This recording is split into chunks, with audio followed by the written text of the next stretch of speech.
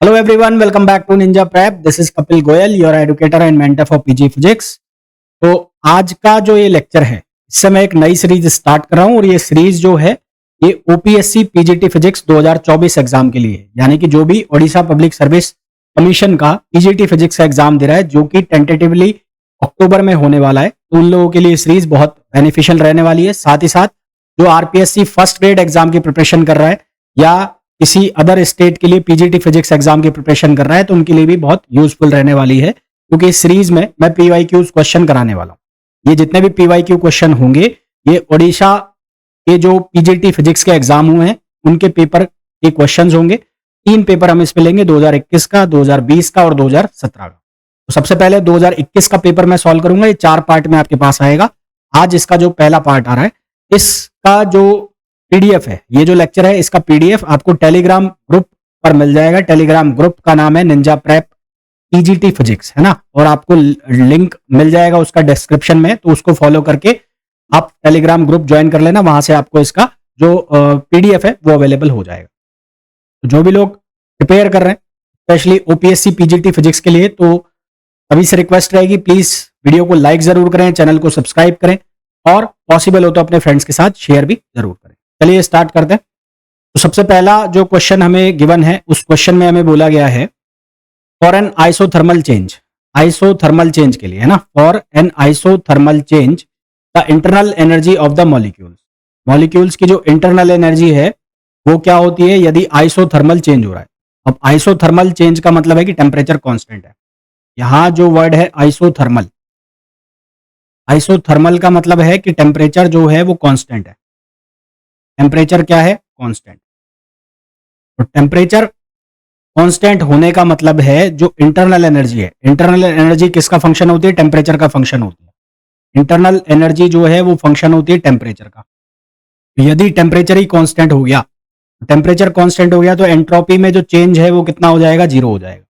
Isothermal process के अंदर change in entropy क्या होता है? 0 होता है। तो हमें इस क्वेश्चन में ये पूछा गया है for an isothermal change the internal energy of the molecule. तो उसकी इंटरनल एनर्जी चेंज होगी नहीं, चेंज नहीं होगी, तो वो क्या रहेगी? कांस्टेंट रहेगी। तो यहां पर हमारे पास सही आंसर क्या आ जाएगा? Option A. ठीक है, क्या ऑप्शन आ जाएगा? Option A.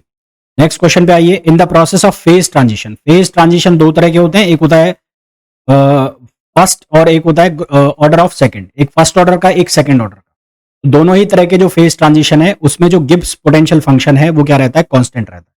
तो Gibbs potential function, Gibbs potential function, Gibbs potential function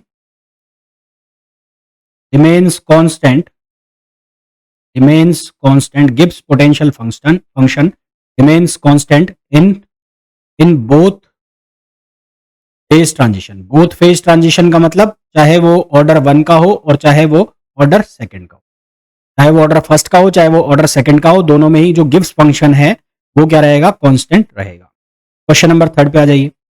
for a real gas in the Joule Thomson experiment. अब जूल थॉमसन एक्सपेरिमेंट जो है वो थ्रॉटलिंग प्रोसेस है ना। जूल थॉमसन एक्सपेरिमेंट जो है, जूल थॉमसन एक्सपेरिमेंट ये एक थ्रॉटलिंग प्रोसेस है। कौन सी प्रोसेस है? Throttling process. थ्रॉटलिंग प्रोसेस का मतलब क्या होता है? जिस पर एक गैस को हायर टेम्परेचर से लोअर टेम्परेचर पर क्या कराया जाता है? एक्सपेंड कराया जाता है आइसो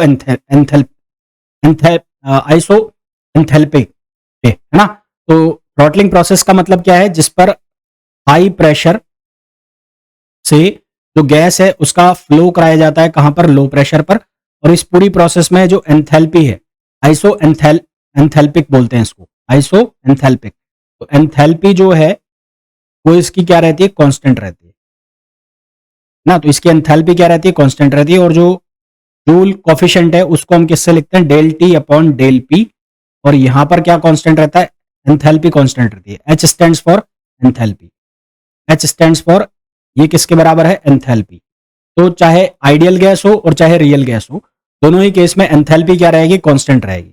एंथैल्पी यहां पर क्या रहेगी? कांस्टेंट रहेगी। अब अगर मैं बात कर लूं आइडियल गैस के लिए, तो for ideal gas, for ideal gas, और इसको आप परफेक्ट गैस भी बोल सकते हो, तो उसके लिए म्यू की वैल्यू 0 होती है।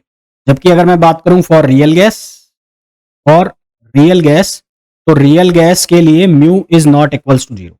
रियल गैस के लिए म्यू की वैल्यू 0 नहीं होती। ठीक है, तो दोनों ही केस में, रियल और आइडियल के केस में एंथैल्पी क्या रहेगी, कांस्टेंट रहेगी। नेक्स्ट क्वेश्चन पे आइए। नेक्स्ट क्वेश्चन में बोला है the number of point groups पूछे हमें। तो फॉर टू डायमेंशन के लिए जो पॉइंट ग्रुप्स होते हैं, पॉइंट ग्रुप्स वो होते हैं कितने, 10। कितने ग्रुप्स होते हैं, 10।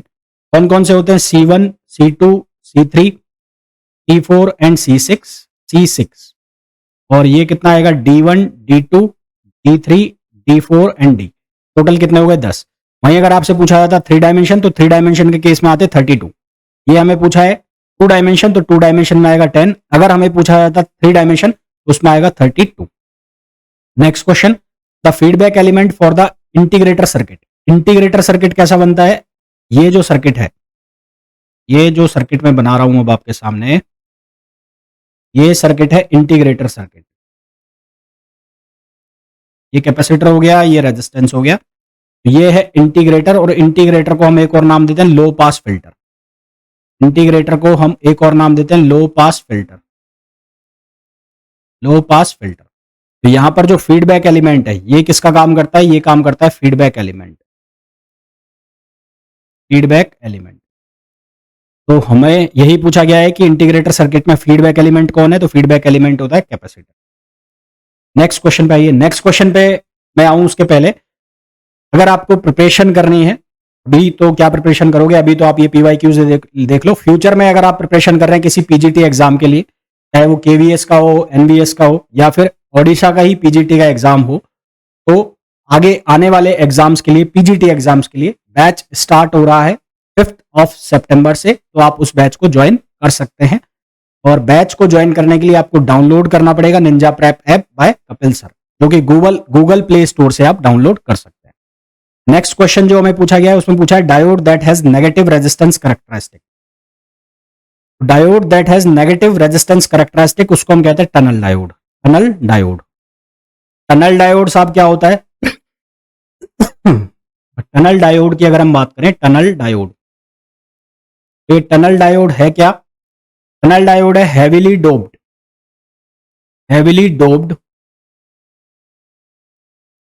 Semiconductor, heavily doped semiconductor, PN junction है मतलब, विद हाईली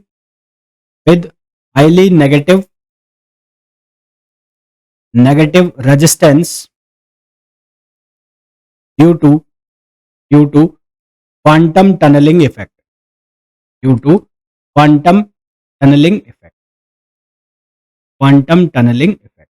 इसको हम कहते हैं टनल डायोड।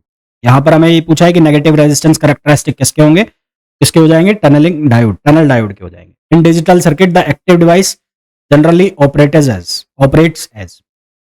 देखो भाई, हम जो डायग्राम बनाते हैं, लोड एनालिसिस करते हैं ट्रांजिस्टर का, तो यहां पर आती है करंट, और यहां पर आता है VCC, और यहां पर आता है ICC।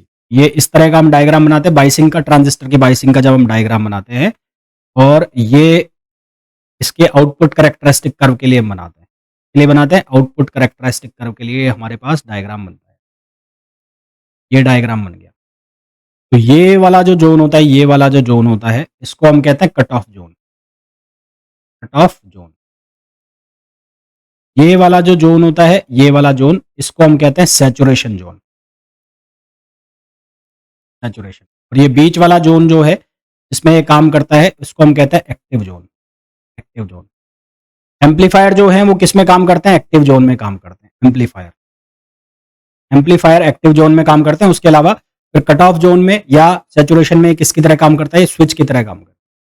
हमारे पास इसका जो करेक्ट आंसर आ जाएगा वो आ जाएगा एम्पलीफायर। नेक्स्ट क्वेश्चन पे आ जाइए। नेक्स्ट क्वेश्चन में पूछा गया है the low pass filter is the one having. Low pass filter क्या होता है, लो पास फिल्टर क्या होता है, इंटीग्रेटर सर्किट होता है जिसका जो टाइम कांस्टेंट है वो लो होता है। इंटीग्रेटर क्या होता है, मैंने अभी आपको बना के बताया था। और इसका जो टाइम कांस्टेंट है वो क्या होना चाहिए, लो होना चाहिए। टाइम कांस्टेंट क्या होना चाहिए, लो होना चाहिए। ठीक है, तो इसका करेक्ट आंसर क्या आ जाएगा, डी आ जाएगा। Next question, the Poynting theorem is a mathematical statement for the conservation of energy. और एनर्जी कौन सी, इलेक्ट्रोमैग्नेटिक एनर्जी। एनर्जी कौन सी होनी चाहिए, इलेक्ट्रोमैग्नेटिक एनर्जी। स्टेटमेंट क्या है कि the conservation of electromagnetic energy in per unit volume is equals to work done on the charge in that volume, work done on that charge in that volume minus energy exiting, energy leaving the system per unit volume ना. तो work done on charge per unit volume minus energy leaving the system per unit volume is equals to electromagnetic energy per unit volume. ये क्या आ जाएगा हमारे पास? Option B. Next question, the phase change of reflected ray when the angle of incidence is greater than that of the Brewster angle. तो ये π/2 से ज्यादा होगा. यहां पर हमारे पास जो लॉ लग जाएगा वो कौन सा लॉ लग जाएगा? वो जो क्रिटिकल एंगल वाला जो हम पढ़ते हैं ऑप्टिक्स के अंदर ना, इसमें क्रिटिकल एंगल जो हम पढ़ते हैं sine i upon sine c करके, sine i upon sine c equals to mu. यहां से इसकी वैल्यू π/2 से ज्यादा होती है तो हम internal reflection angle, critical angle की बात करते हैं. तो यहां पर हमारे पास वो लॉ लग जाता है. इसका आंसर कितना आ जाएगा? π/2. नेक्स्ट क्वेश्चन पे आइए. To be a function it must satisfy. कोई भी फंक्शन हार्मोनिक है, कोई भी फंक्शन हार्मोनिक हो तो उसके लिए किसको सेटिस्फाई करेगा? किस इक्वेशन? कोई भी फंक्शन अगर हार्मोनिक फंक्शन है तो it must satisfy Laplace equation. ये किसको सेटिस्फाई करना चाहिए? Laplace equation. लैप्लास इक्वेशन क्या हो जाएगी? del 2u upon del x2 plus del 2u upon del y2 equals to 0. अगर ये सेटिस्फाई हो जाती है तो फंक्शन हार्मोनिक हो जाएगा, अदरवाइज फंक्शन हार्मोनिक नहीं होगा. If a and b are two matrices such that ab equals to 0 और a नॉन सिंगुलर है तो इनमें से कौन सा सही होगा? तो इसको कैसे करेंगे हम? तो a इनवर्स से मल्टीप्लाई करा दो, यहां b लिखा रहने दो, इसको भी a इनवर्स से मल्टीप्लाई करा दो. a इनवर्स जो है वो क्या बन जाएगा? i, और i dot b equals to क्या होगा? b, और 0 डॉट a इनवर्स क्या बनेगा? 0. यहां से b की वैल्यू क्या आ जाएगी? 0. b की वैल्यू हमारे पास क्या हो जाएगी? 0. b equals to 0. Next question, which among the following has the same dimension as Planck constant? Planck constant E equals to H nu अगर मैं लिखता हूं तो h यहां से किसके बराबर हो जाएगा? h upon new. E जो है उसकी यूनिट हो जाएगी जूल, और न्यू फ्रिक्वेंसी है, फ्रिक्वेंसी का रेसिप्रोकल होगा टाइम, ये हो जाएगा जूल सेकंड. इसकी जो यूनिट है वो क्या हो जाएगी? Joule second. जूल सेकंड को और आप कैसे लिख सकते हो? Work done. जूल किसकी यूनिट होती है? वर्क की भी यूनिट होती है, और वर्क क्या होता है? Force into displacement. Force into displacement से ये बन जाएगा किलोग्राम इंटू मीटर स्क्वायर पर सेकेंड. ये यूनिट बनेगी इसकी. अब यहां से अगर मैं एंगुलर मोमेंटम की यूनिट चेक करता हूं तो एंगुलर मोमेंटम क्या लिखा जाएगा? ये लिखा जाएगा केजी मीटर पर सेकंड और इंटू मीटर. ये क्या बन जाएगा? ये बन जाएगा केजी मीटर स्क्वायर पर सेकंड. तो ये यूनिट जो जूल जो प्लैंक कांस्टेंट की यूनिट है, ये प्लैंक कांस्टेंट की यूनिट किसके बराबर हो जाएगी? एंगुलर मोमेंटम की यूनिट के बराबर हो जाएगी. Tensor of zero rank. Tensor of zero rank जो है वो कहलाता है स्केलर, और टेंसर ऑफ फर्स्ट रैंक कहलाता है वेक्टर. ये क्या कहलाएगा? स्केलर कहलाएगा. नेक्स्ट क्वेश्चन पे आइए.